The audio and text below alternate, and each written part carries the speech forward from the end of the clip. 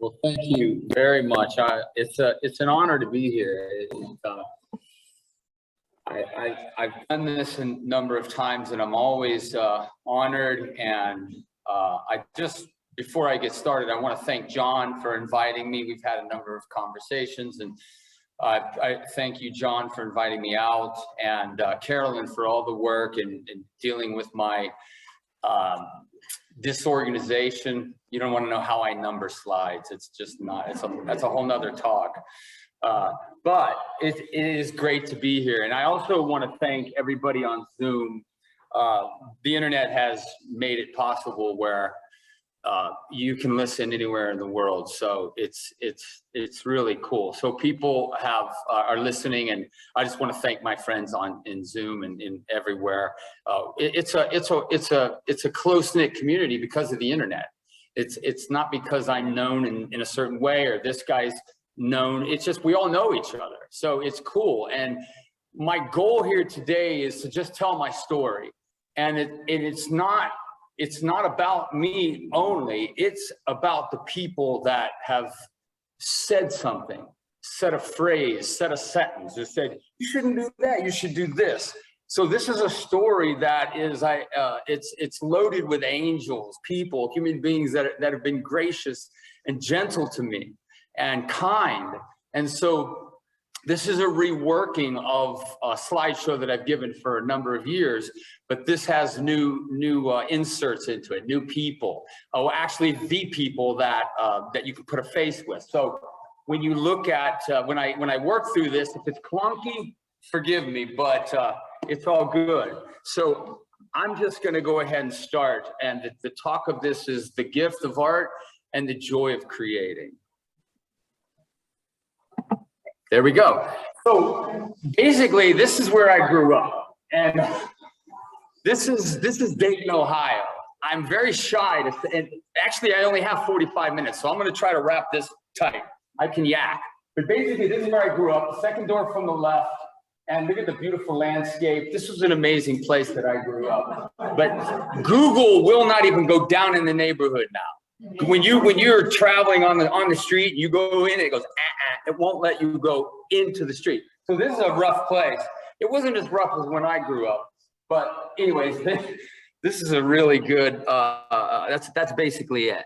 And then, so this starts the story where I'm a kid playing baseball and all this stuff and running around the neighborhood, stealing bikes, working on bikes, but I'm also drawing all the time. And I just drew. And the thing that boggles my mind is that my friends and us, everybody's drawing, but I just kept drawing. And I just wanted to draw in between all the baseball and building forts and stuff. So I'm drawing. This was my first drawing. And I showed it to him, and my mom thought I traced it, but I didn't. I was just drawing, and you can see I didn't know how to spell too well. But I'm basically just drawing everything. And I'm drawing, this was a part of the kitchen curtains. So I'm eating cereal, I'm eating Quisp, it rips up the roof of your mouth. I don't know what's up with that, but I'm drawing Captain Crunch, I'm drawing Quisp. I'm just drawing all the time in between baseball. I'm drawing, this was Quake, if anybody remembers Quake. And then I'm drawing from the TV guide. Remember the TV guide? No one knows what the TV guide is anymore, but we do, right? And so I'm drawing Dragnet. The thing that blows my mind about this is I'm getting a likeness. Like, how does that work? I don't know. I really don't know, but I'm getting a likeness, which really to this day boggles my mind. And I'm drawing from Mad Magazine. I'm drawing, this is, I think this was Don Martin, but I have Mad Magazine. I'm drawing Mad all the time. You can see my mom put this in the shed and the water damaged it, so. This was Lily Tomlin. This was, I don't think this, I wasn't trying to do a caricature, but this is a caricature. But again, it's just this thing where when you look back at these drawings, when, I don't know how old I was, but there's this thing that's going on in our hearts as artists, you know? And I don't know what grade this was, but this was off of a drawing out of a magazine. And it's quite complex. I'd like to say I was 3 when I drew this so that you think I'm more awesome. But I don't know how old I was when I drew this, but it was just one of those drawings that I just have held on to. Again, I'm eating cereal. This I know was first grade because I had a teacher. She's going to come back into the story here. They hung this up in the first grade during parent-teacher meetings. And this was another first grade drawing. Again, I don't know, 69, we landed on the moon. I had this book and it was really cool. I was fascinated by the moon and I just drew all the time. You can see all the stars I drew in there. And again, just drawing all the time. And this was the last one of the kids' drawings. And the reason why these three are significant is because I didn't have these drawings. I didn't even know these drawings existed. I completely forgot about them. And I don't know, 5, 6, 7 years ago, I get this package in the mail and it's from Helen Geiger, my first grade teacher. And she's like, Tom, I've been following your career, your art journey all these years. Your 10th grade art teacher, Miss Harbaugh, and your high school art teacher's wife, we all three were sorority sisters. I was like, what? But more of the what was, what are you doing with my drawings? So she had 3 drawings and she said, I held on to these for all these years because I thought you might want them later in your life. And I was like, you basically stole my drawings. So she literally had these 3 drawings and I was just like, I can't believe it. So it was super cool. So at this point, I get into the 8th grade. I'm hanging out, doing sports. I can't make a living doing sports or anything like that. But I was an athletic kid.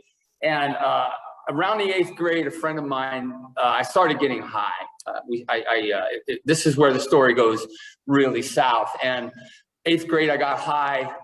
And I knew everybody at the school, and then I went to move to a 9th grade to another place, and so I moved from that neighborhood and I moved to this other place, and I played basketball that year.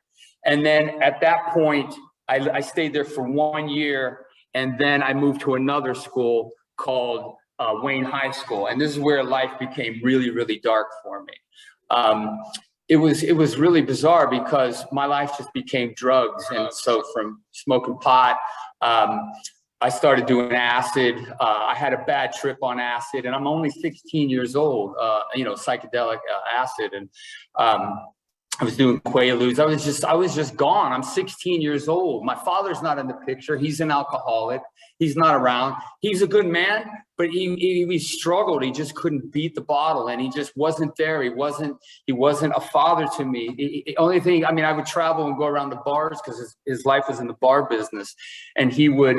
He just was not a great dad at all. So my mom was always there for me. And she was very gracious to me. And so once drugs took over my life in the 10th grade, I didn't have any hope. I didn't have any direction. I didn't even have any skill sets. I didn't have anybody other than my mom just loving me unconditionally. But nobody was getting in my mind and helping me think and move forward with whatever I wanted to do. It was all just party down and drink and party. So I entered in after that bad trip on acid. I lost myself. Really bad, and I just didn't know how to be. I didn't know how to laugh. I didn't know how to interact with people. People would say, "You're weird."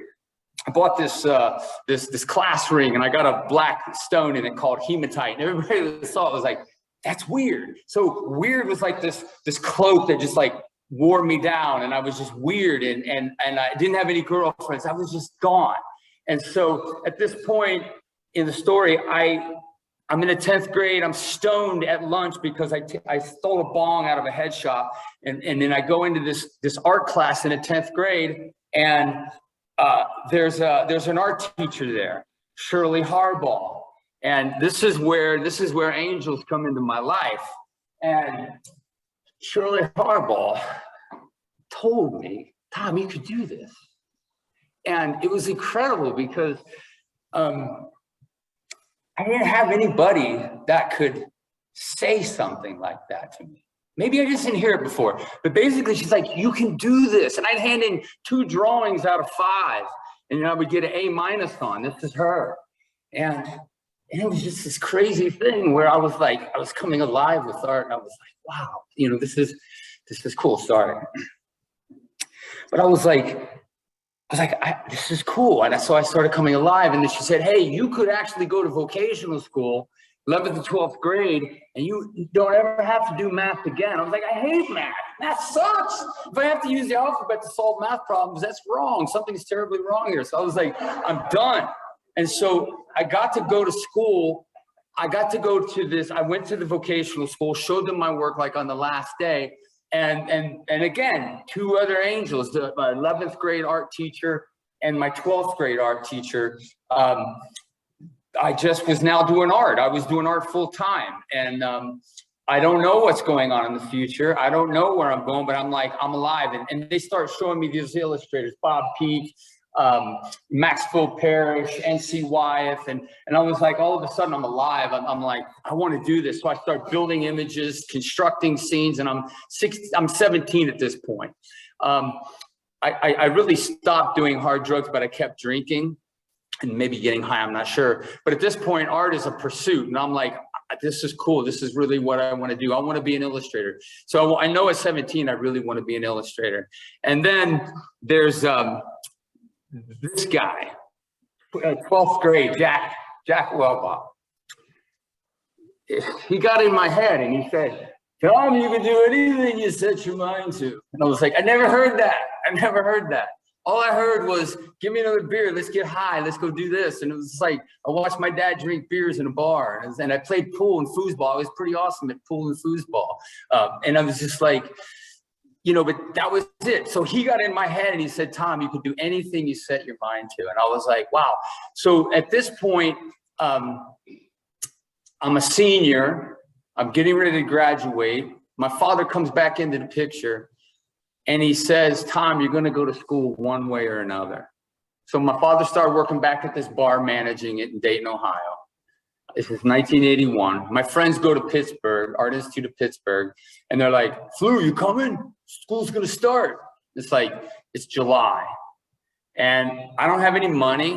I haven't even reached out and put any sort of entry into it or any sort of application. My father's like, you're gonna go to school one way or another. I had no money saved either. It was like, duh. So the weird thing was, again, there's this weird providence over my life, this strange, beautiful, sovereign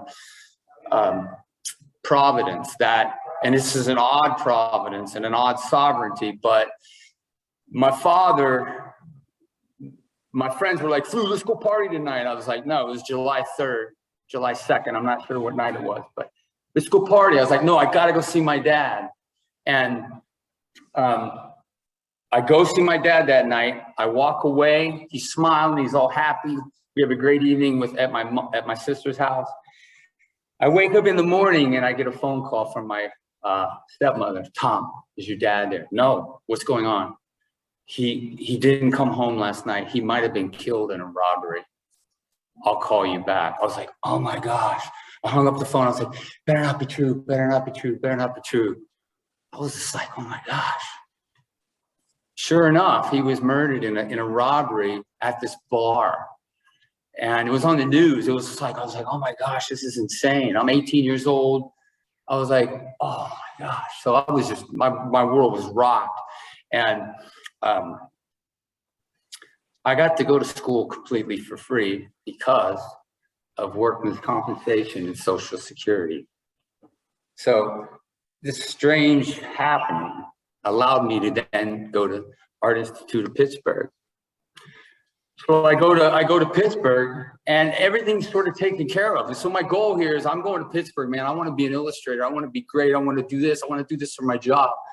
And so I go to AIP, and in this class, so it's a 2-year school. So I got an associate's degree, basically. I say it's a Mountain Dew degree. If I have $1.50 in my pocket and my degree, I can get a Mountain Dew. It's like, this degree means squat. I even asked them for it like 5 years ago. It came in an envelope, a little folded piece of paper. I was like, what am I going to do with this? This means nothing. So my point is, don't get an associate's degree. No, that's not my point. My point is, degrees are fine. And if I had a choice and the thinking now, I'd go get a bachelor's, get 4 years education, maybe get my master's or whatever. But at the end of the day, it's really how good you are, how hard you work, and how hungry you are, and the teachers you study with. That's what it boils down to. So I've had thankfully, a really cool, awesome career built off of the people around me, not my degree only. I'm not anti-degree. I'm saying I don't have it. Mort Drucker, who drew for Mad, never had a degree. I'm not equating myself with him. I'm just simply saying degrees are fine. They're not the end of the day for you. So at this point, second year in, I don't know, I'm drawing Mick Jagger, I'm drawing Pete Townsend. I'm just learning and getting all these skills. I'm taking painting classes and stuff in school. I go to this art class. I take a marker class. No, wait. Let me back up. This guy comes into my life. So I'm the first year at AIP. I come home for Christmas. There's a famous art illustration studio in Dayton, Ohio called Wanamaker's. I met this guy a couple years back because my 11th grade teacher is his aunt. So Nick Stamus is a big deal in Dayton, Ohio. He's an amazing artist. You should look him up. Nick Stamus, incredible man. Changed a lot of people's lives. Anyways, I'm home for Christmas. I reach out to his studio. I call Nick. This is before the internet. I call Nick and say, Nick, I'm an artist. I met with you with your aunt, Miss Stamus. I'd like to show you my work. Can I come in and show you my work? He says, no, get out of here. I hate you guys. He didn't say it at all. He said, yeah, come on in. My point is because he's so cool and he's taking time for nobodies, just a student. He's taking time in his day. He changed my life. He looked at my work and he said, wow, these are nice. I like your drawings. But you know what? I'm not buying Pete Townsend and Mick Jagger. These are nice drawings. You need to make yourself marketable. If you can do markers, your foot is in the door. I took that. I went back to AIP. I took a marker class with Rudy Giuliani. No, not Rudy Giuliani. That's the first. I can't remember his name. Anyways, he was a beast. I handed in an assignment and I got like a C-. I was like, C-? What are you talking about? He's like, what'd you do that with, a brick and a Hershey bar? It had like stuff all over it. But I was into markers and I just did everything in markers and everything illustration because I wanted to be an illustrator. So finally, when I graduated, I got a job offer in Pittsburgh to do black and white advertisement paintings for the newspaper, which really dates us, like I was going to be painting vacuum cleaners and all this silly stuff, And that job never came through. My friends said, Flu, you really want to work in New York City? Send your work to New York City. So I went to the Black Book. There's this little book, a source book on all these advertising agencies and drawing studios in New York. I found 2. I said, these guys draw really great. I sent my resume up there with some samples. Didn't hear one from some place. The other place was like this gruff New Yorker called me up. He goes, you Tom Fluharty? I was like, yeah. And he goes, you draw? I go, yeah. He goes, you draw out of your head? I go, no. And he goes, well, come on up. We want to give you a chance and we want to see what you can do. They flew me up to New York. I'm in New York City, just, totally green behind the ears. I draw for a week at this place. Kenny Bald is a rock star, a draftsman artist. He did Dr. Kill there. He shows up here in the story as well. There's my mom. She's another total angel. So this is out of order. But anyways, my mom has been with me this whole thing. I just want to acknowledge her. At this point, I get into storyboards.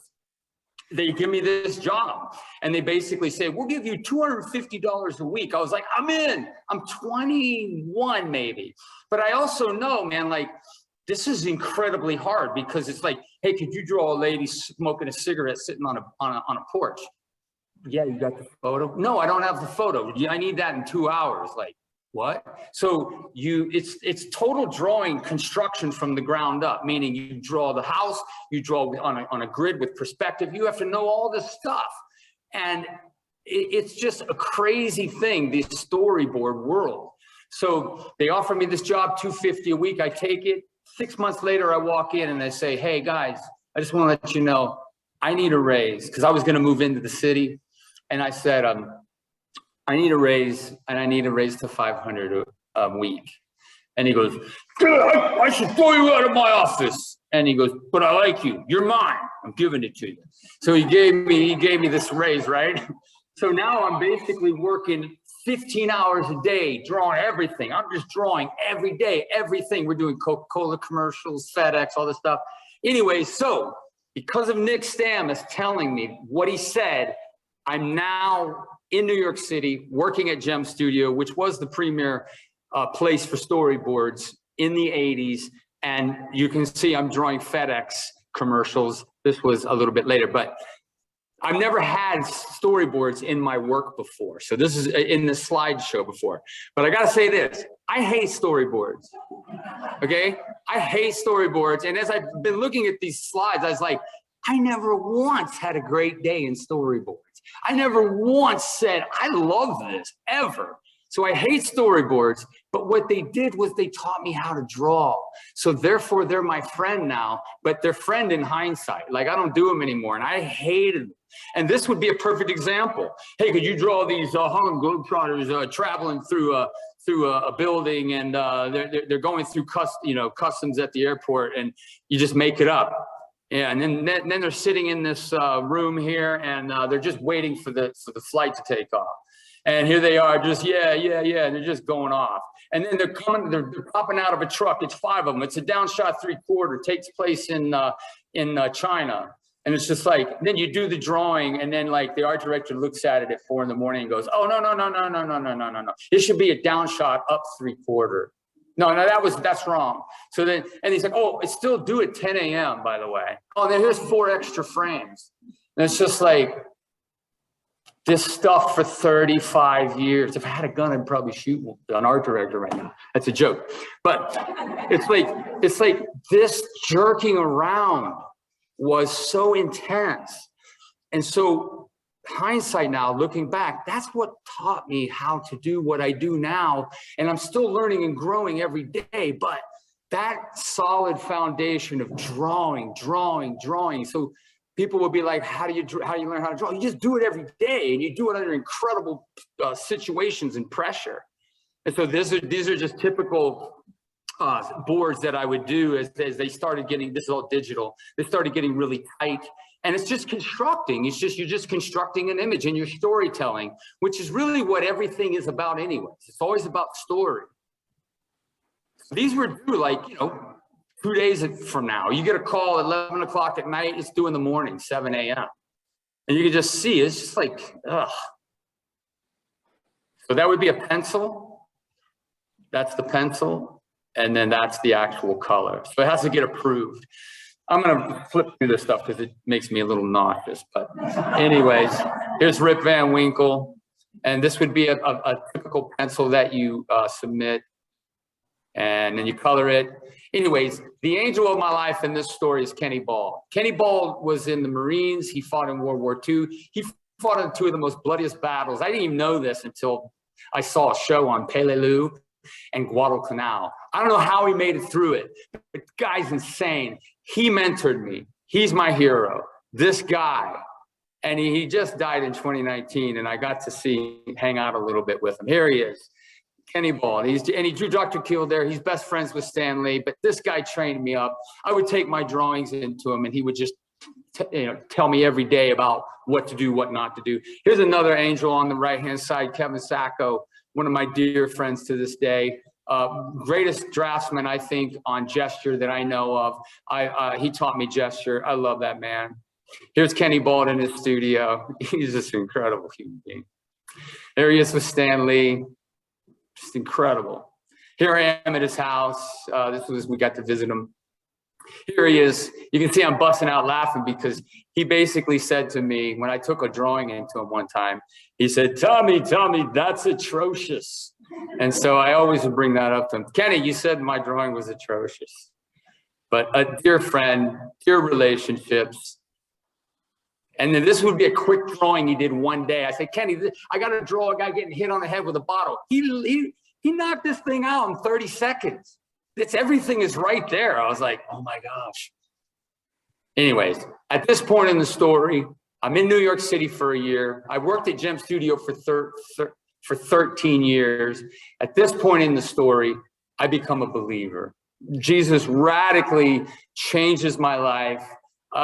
It's a radical conversion to Christ. I'm drunk and I'm high, I'm stoned. I'm a real idiot, basically, before Jesus shows up.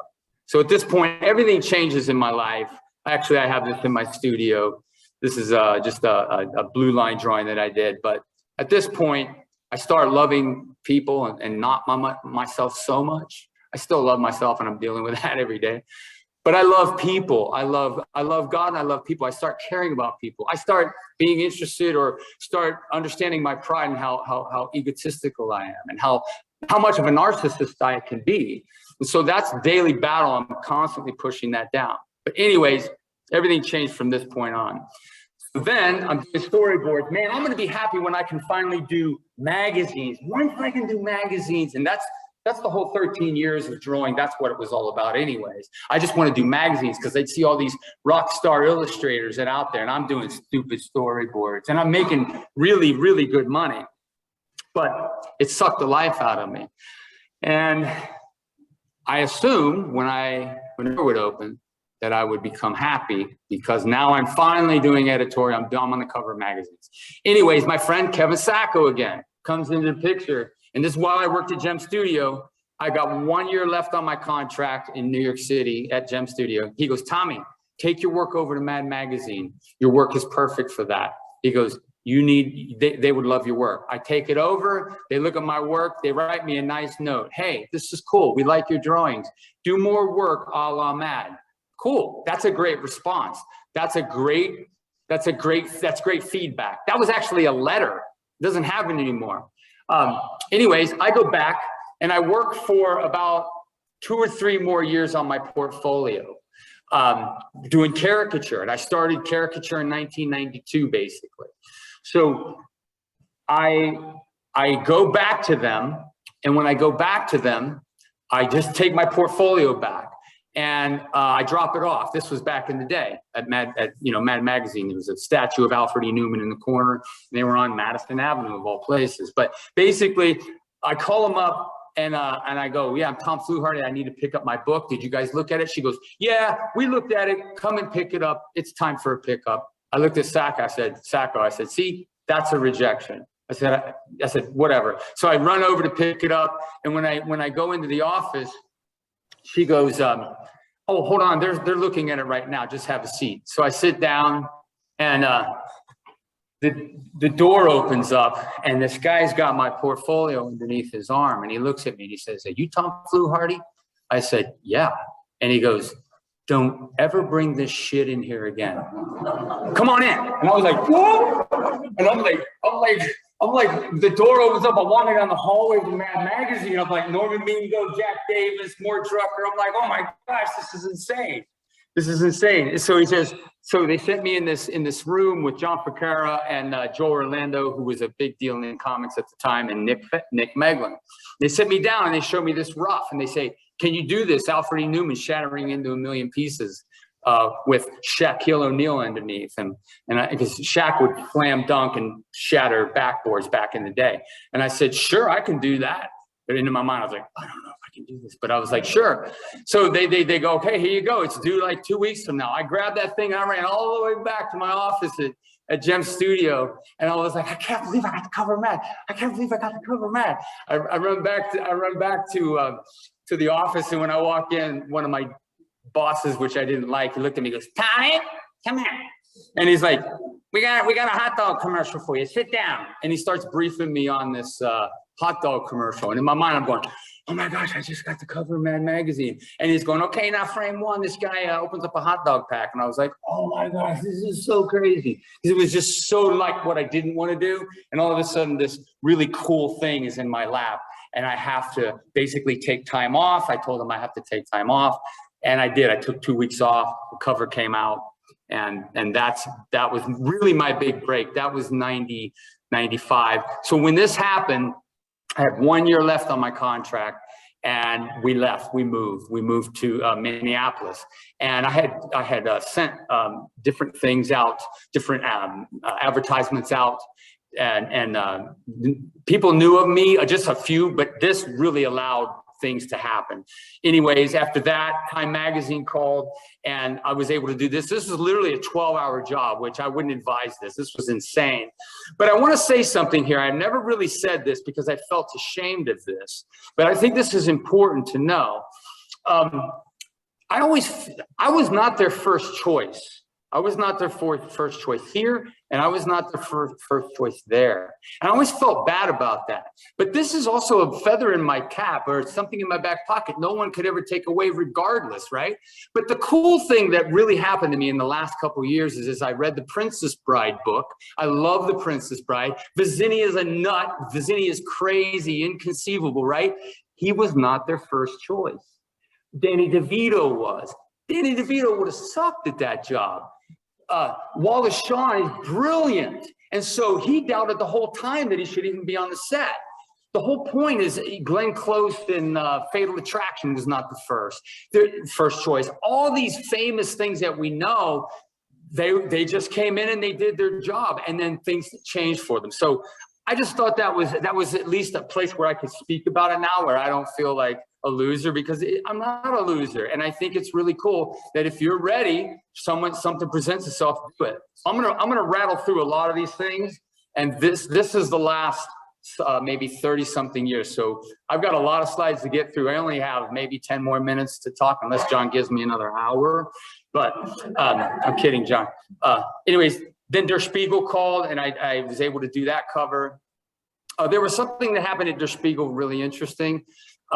I did the very first cover for them, and Stefan Kiefer, who's one of the best art directors I ever worked for, he called me and he said, "Tom, we can't do your cover." I was like, "Why?" He's like, "It's too freaky." I was like, "Too freaky? What are you talking about?" He's like, "Your work is too freaky. We have a conservative fan base, client base. Make your work more serious, a little less crazy and freaky, and you'll get way more work." I did. That's what this cover was. She was a little bit not weird, but a little more cute and stuff. And at that point, I then did George Bush as a cowboy, and things just took off from there. And then the New York Times finally did call, and I was able to do Jerry Lewis for them. The interesting thing about this was they asked me, they called me, and they said, and it was a New York Times, the Sunday magazine edition, which is a really huge score. They go, "Could you do Jerry Lewis?" I was like, "Dude, this is the New York Times." And living in New York, I knew it was a big deal. He goes, "We'll give you 5. We got 5 characters of Jerry Lewis, and we'll pay you $500. I was like, $500 for 5 caricatures? I was like, let me think about that. So I call him back and say, $750, and I'm in. He's like, okay, cool. I was like, damn, I should have said more. Anyways, this opened up. I'm not kidding. I'm not bragging here. When this came out, I then worked for every magazine that really existed at that point. I had like GQ Call, Outside Magazine gave me a weekly gig, a monthly gig. Every magazine happened. I started doing, at this point, I started doing a monthly gig in Mad Magazine now that I was available to do editorial work. And I just kept, I worked with Mad for about a year. And then this was the New York Times. And this was a change they made. They said, we can't have 2 screaming Williams sisters. Change it and make her like that. I was like, okay, whatever.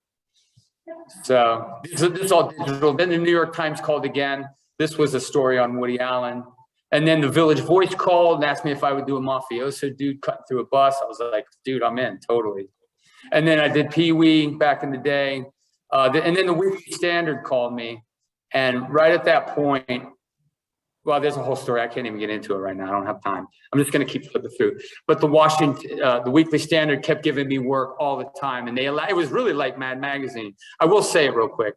The situation was Mad got so sexual back in 1998. It was like this real change. Everything was in your face and really sexual. I was under a dilemma. I had a little girl, my daughter's running in my studio all the time. And I was like, I don't think I could do this gig anymore. I call them up. I say, guys, you're so funny. you don't need to be so sexual because you're so funny. And I said, I don't think I could do this anymore, work with you guys. And I love working with you guys. They said, Tom, we totally respect you. Jack Davis stopped working as well for the same reason. Jack Davis was a big deal in Matt. He was like, he and Mort Drucker were it. So I felt so encouraged. But I also turned away $700 a month. The next day, the Weekly Standard called me out of the blue and said, hey, we're the Weekly Standard. Would you want to do a weekly gig with us? I said, yeah. So I'm still working with him to this day. Matt's out of business and I'm still working this day. And it just, God was faithful to me. And it was just crazy. Anyways, these are all different editorial images that I've done over the years, making fun of people. That's really what I do. I make fun of people, basically. I don't know how you reconcile that with being a believer, but hey, some of them need to be made fun of. So anyways, and then I love drawing Hillary. This was, could you make Hillary a soap opera? It's like, absolutely. Well, they're already a soap opera. But this has an interesting story. So I had this image in my head, Sir Hillary poised for a takeover.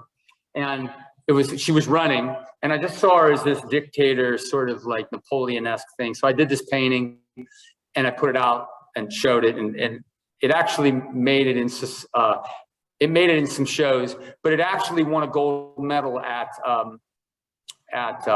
Spectrum, which is a fantasy sort of show. It's like a fantasy book with fantasy paintings, and it actually won a gold medal. And there was a lot of friction about it, like, hey, wait, this isn't fantasy. And this other dude goes, hey, look, this is fantastical.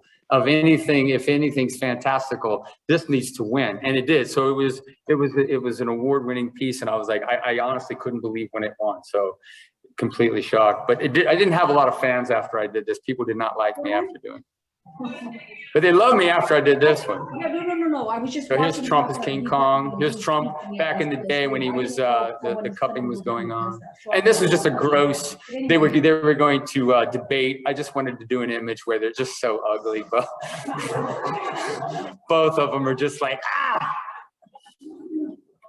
This was the art director's sketch, and then that's what I give them. And then so I got into children's books in 2009. We did Full Moon Rising. It's about the moon that brags, thinks he's something, and he brags through the whole book until the sun comes up, pops his light on him, and then he realizes his source, his true source, is the sun. That's why he's lit up. That's why he does everything. It's because the sun is the real king, and he basically repents, comes to his senses. I had to learn how to simplify. I'm still working on that. This was for Max Lucado, his book, I can't remember, Boy in the Ocean. Obviously heavily influenced from Maxwell Parrish, N.C. Wyeth. This was just an inside spread. I got 4 minutes. I went into pop culture, so I thought, hey, if I go into pop culture, I could sell these things for $30,000. Didn't happen. Pee-wee's always great. Here he is at the Louvre. I make an appearance over there in the top left. And then I painted, this was my last pop culture painting because I realized I can't sell these things. Then I found this pencil, the 901 Indigo Blue. I just started drawing and I've become a madman. I don't know why I'm drawing as much, but I just fell in love with drawing again. And I just started posting these on social media, Stan Lee. And I just, for the last 6-7 years, I'm a nut. Drawing like a madman. And then I painted sharks because I just watched a Shark Week, and I thought I could sell these. I went down to a yacht show, couldn't get into the yacht people, the yacht owners, because they were behind that little blue ribbon and I couldn't reach them. So I stopped drawing sharks, but I love drawing sharks. Everything I do, I want to monetize. I don't want to just paint sharks and just get likes. I want to sell these things. So then this was one of the last ones I did. Again, that one was just, I figured what would be cool in the dining room. Okay, yeah, maybe. This could be in a little kid's room right there. That's a joke. Yeah, so then I started drawing Batman. I started going to Comic Cons and I just dig Batman, and it just spoofed him in my take and it's Fat Man. I started doing superheroes, just like from Comic Con. And then I decided to turn Hillary into a superhero. And then Bill. Now, the interesting thing about this is if you squint your eyes, that pixelation is no longer pixelated. Everybody's squinting their eyes, I'm noticing. And then I started painting dogs. I went nuts on dogs. I thought I couldn't monetize them. And I had an agent try, and I got into licensing. I wanted to put my stuff on stuff. So in the meantime, I'm painting and I'm drawing and I'm creating. And people like my dogs. They're cool about it. I did this huge painting. I sell it as prints in my store. And I did boxers, cowboys. I'm going to come back to cowboys. Cowboys are cool. I really dig cowboys. So again, it's just this blue line drawing kind of vibe. I got 1 minute. I'm going to flip through. John, I'm going to, if I can just have Q&A go for 10 minutes or not. Okay, sorry. I'll honor your 11 o'clock. So this was Franklin Resigns when he got into trouble. I played off Frankenstein. And I just, somebody said, you should go to Monster Palooza. You could sell your stuff. I did monsters for a while. Told my wife and my daughter I was going to go to Monster Palooza. They shook their head at me and said, that's not you. So I stopped drawing monsters, kept drawing dogs. This was Bob Dylan. Again, just I keep drawing. I'm not trying to do anything other than just work out and draw and discover and grow as an artist. And I started drawing Jesus. This was around certain moments. These are based off of master paintings. These are not my complete imagery. This is a Bouguereau drawing. I just wanted to take it and design it my way. Again, got into licensing here. Did this one here. Just, I love monkeys. And then I Kermit not too long ago. I've been drawing the Muppets, which has been a huge response. People buy these things. And I actually got a commission from the actual Muppet guy that does Dr. Teeth. So that was a real huge thing. And that's coming out. I haven't posted that yet. But again, just people with their dogs. And this shows a little side-by-side action right here. Show you how I'm working, what I'm working from. I'm not making this up. I work better from reference. And this was, I started spoofing the Miss America because I think it's ridiculous how over the top their expressions are. And like, nobody does that. You want, you know, like, it doesn't happen. Nobody is that happy. Nobody is that sad. Nobody is that touched. It's all fake. So this is called Meet the Fakers, is basically the series. But I love this series. I want to do a calendar with it as well. And you can see where I'm jumping off and I'm using caricature, I'm using design, and I'm using drawing, just crazy stuff. This is, again, just over the top. You can just see where it comes from. You know, I don't know how I see these things. I think it was my delusional days back in the psychedelics that allowed me to sort of see into the dark. Again, just basic things. This is, again, where I based this off of. And again, this would be a typical shot I took in Vienna. And I grabbed that pigeon and drew it in there. Now I'm getting into, I'm almost done. I did some character design last year. These are just some basic character designs, which if anybody's listening out there, I'd like to do some more character design for studios. This is cool, but this is just a take on this rooster and some cow action here. More rooster. I like this guy. I think he'd be a cool little plush doll. And then this was his car. This was his boat. Nothing works. The guy can't see anything, so. And this is different angles of the car. And now I'm into a cowboy. I'm painting this gigantic cowboy scene. This is a saloon fight. So this is a take on just this crazy thing. And I have these friends in Deadwood that are reenactment actors. They're just awesome. That was another thing.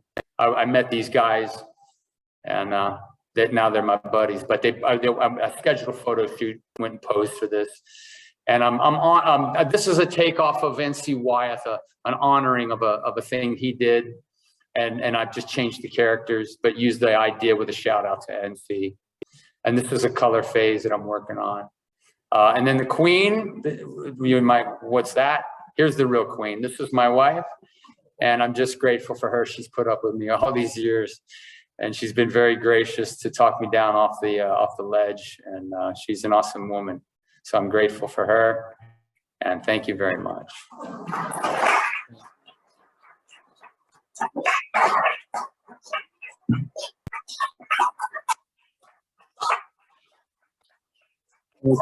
I figured I could open it up for a Q&A real quick. We have about 10 minutes maybe. Yeah, we have 10 minutes. Yes. You live in Sioux Falls now? Yeah, I live in Sioux Falls now. So my wife and I met in New York City, and then we moved to, after New York City, we moved to Minneapolis because it was close to all the agencies. I could still do work for FedEx and also FedEx in New York with magazines. And then after that, everybody grew up and left. I have 5 daughters. They all grew up and left. And we're like, why are we in Minneapolis? My daughter moves to Sioux Falls. My wife's sister's in Sioux Falls and family's there. My wife's from South Dakota. She grew up in Aberdeen. So South Dakota's, you know, a sweet place. And we've been going back and forth to Sioux Falls a lot. And we put our house up just before COVID, and it's sold in 5 days. And then we moved it here in November 2019. And then the world was over 3 months later. That's a joke. I don't think the world's over, but you know what I mean? So that it was crazy. It's this whole thing. And thankfully I was already online. I teach online already with schoolism, and it's been amazing. So we've been here now two and a half years maybe. And we love Sioux Falls. My brother-in-law graciously built my studio, put a big 7-foot window in.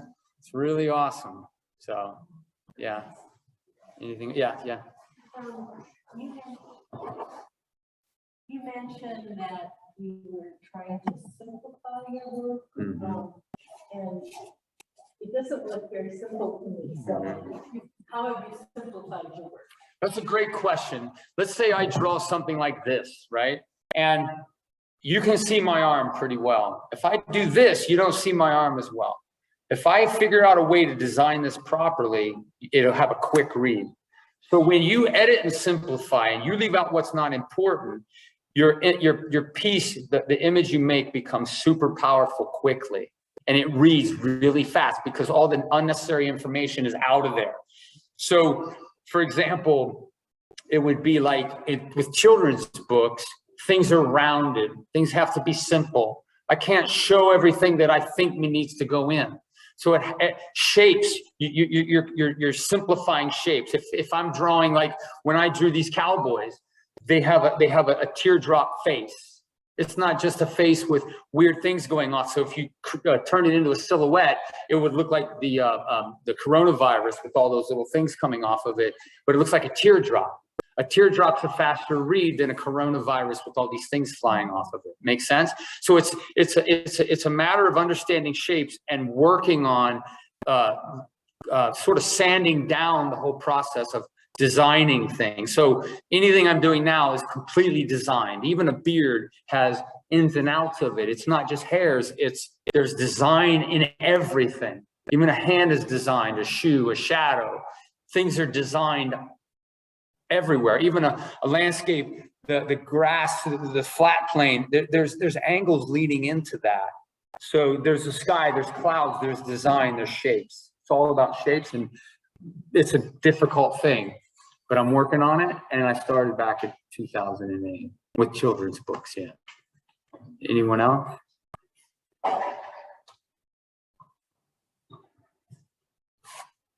How do you balance your workflow with writing and the silence that you have to do to?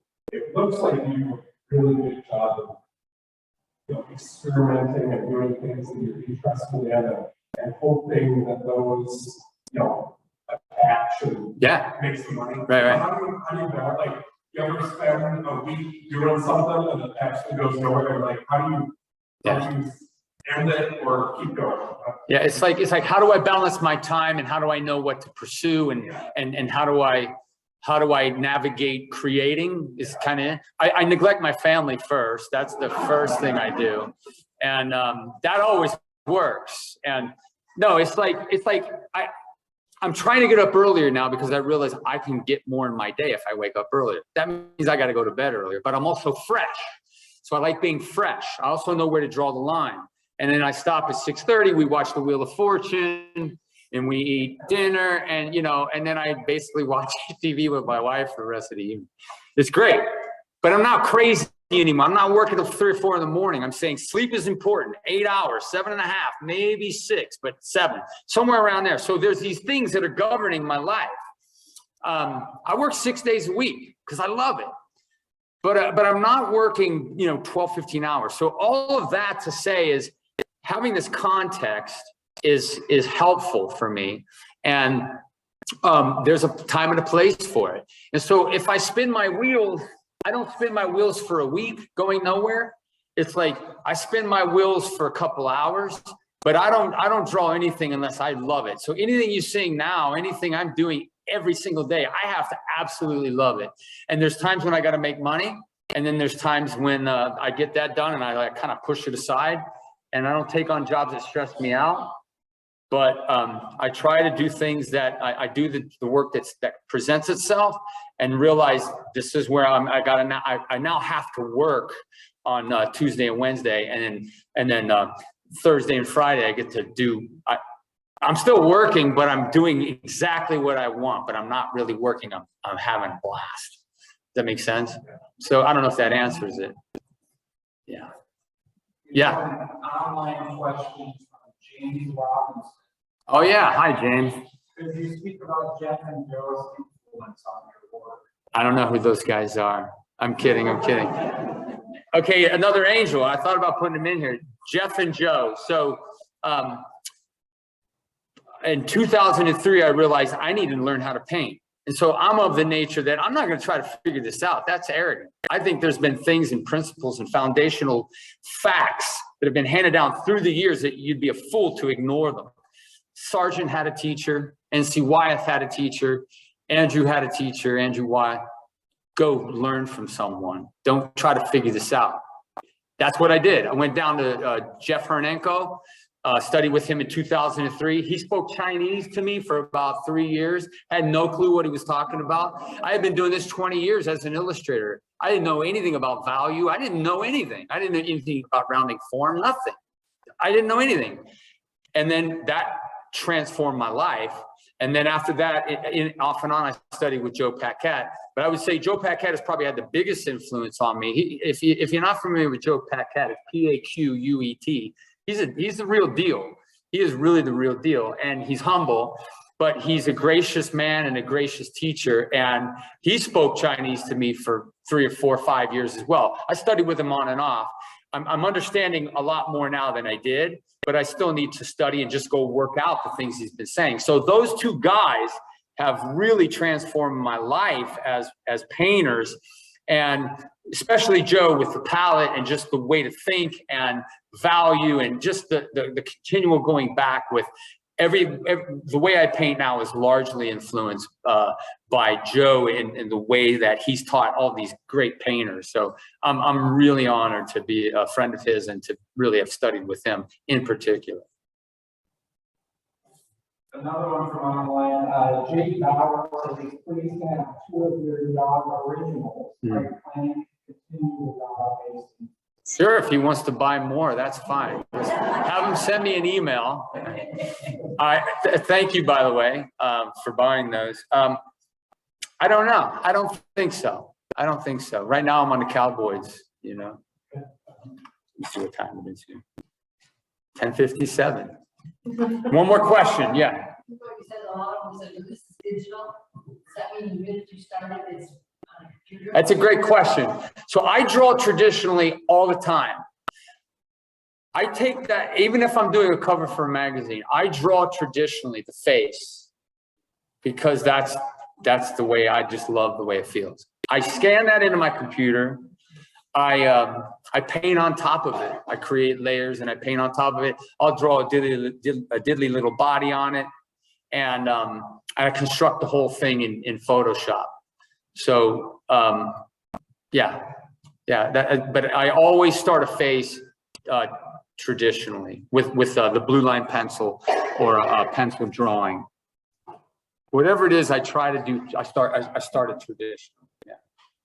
Well, I think that's it. I need to let John come in. Thank you so much, everyone. Thank you, Zoom.